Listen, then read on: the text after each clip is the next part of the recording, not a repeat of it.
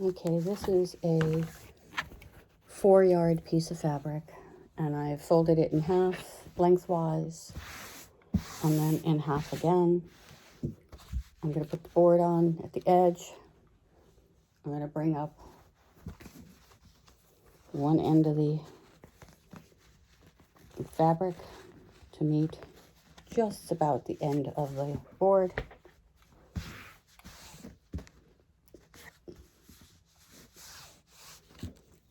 Make sure my board is on the edge. Now bring down the top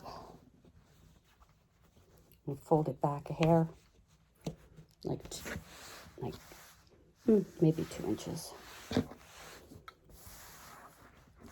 Make sure it's nice and smooth. Then again, I grab the board, I fold it back, pull it tight again so it gets nice and snug. Open it up to the top layer. As you see, there are 4 here.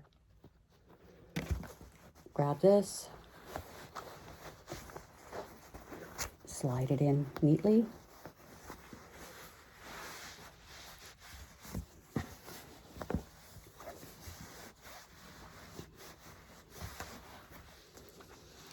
And